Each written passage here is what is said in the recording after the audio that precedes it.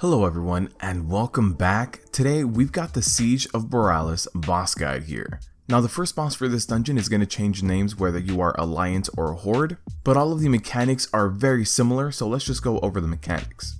Now this main boss will not actually hit the tank and doesn't really have an aggro table. What this boss does is instead chase players slowly and start gaining more and more speed. Now throughout the fight there is going to be these AoE puddles on the ground that have to be avoided by all the players. And some of these AoE puddles on the ground, when they explode, are actually going to leave a bomb behind in the middle of it where you need to kite the boss through that so that the boss hits the mine. Now once the boss does actually hit that mine, he will take a lot of damage and actually take increased damage for 6 seconds. So right after making contact with the mine, go over and hit the boss for a few seconds, and then you'll jump back to the adds if they are up. Now if the boss doesn't hit a mine and actually just continues chasing a player for a certain amount of time, then that boss will hook the player he's chasing and slowly try to drag that player into melee range. The player that was kiting just has to run against this and stay away from the boss if possible. And immediately after the hook cast, the boss will actually have a small AoE around them that does big damage, so just move out of that. Now it was mentioned earlier that there are going to be 2 adds in this boss fight. One of them is an elite, one of them is a non-elite. Just nuke the non-elite first and then jump onto the elite add.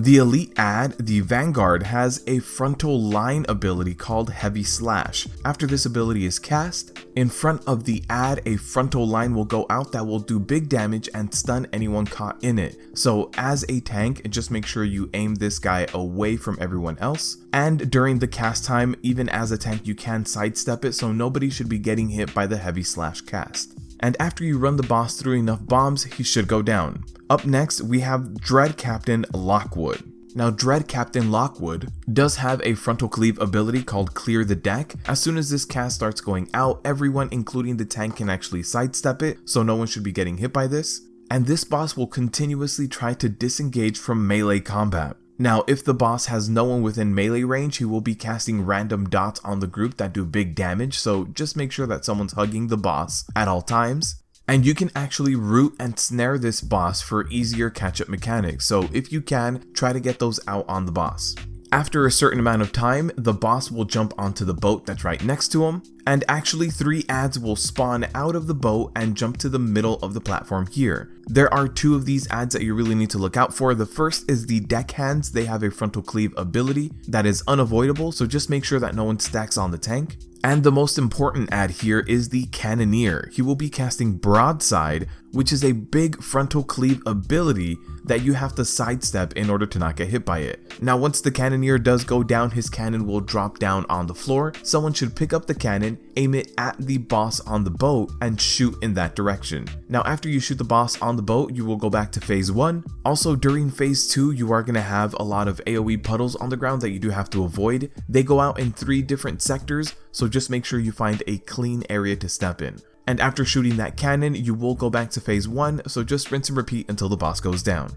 The third boss in this dungeon is Hadal Darkfathom. Now Hadal Darkfathom does have a cast called Crashing Tide, which is a frontal line ability that is going to leave pools of ice on the ground that do a lot of damage. So as a tank, aim the boss away and out towards the edges of the room, and when you see this cast go out, you can actually sidestep it and avoid being hit by it. There is also going to be small random AoEs going out randomly underneath players, so just avoid these random puddles on the ground. And at 100 energy, Hadal Darkfathom will actually spawn a bunch of tides on the edges of the room, and in order for you to avoid being hit by these, you have to hide behind the fountain. Now depending on where the tides come from, the location that you are going to hide behind the fountain is going to change, but just make sure that you keep the area around the fountain clean of any ice puddles by not standing in it for random AoEs or by the tank tanking right on top of the fountain. The last boss in this dungeon is Vicgoth.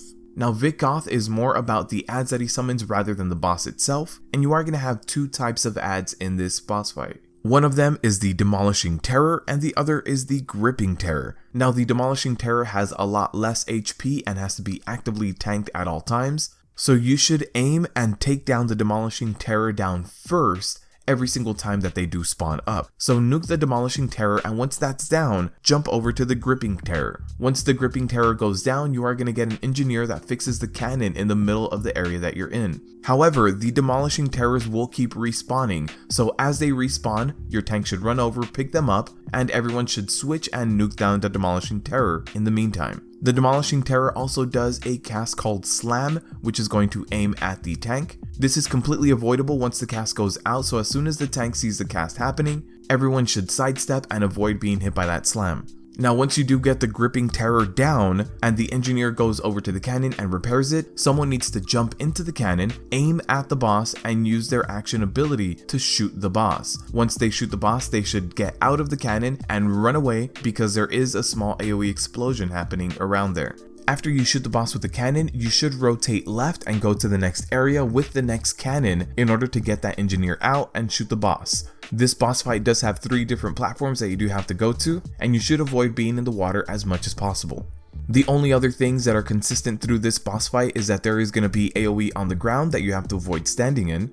And there's also going to be an AoE debuff placed on players that can either be dispelled or healed through. It is a small AoE around them that pulses for damage. If the healer chooses to dispel the people with this debuff, that means that that person is going to explode in an AoE around them for a decent amount of damage, so they should not be stacking on anyone else. Or you can just choose to heal through that debuff. That does it for this guide. If you like my content, like what I do, want to help support the channel, go ahead and visit my Patreon link down below. I also stream every Wednesday and Friday, so give me a follow here or on Twitch.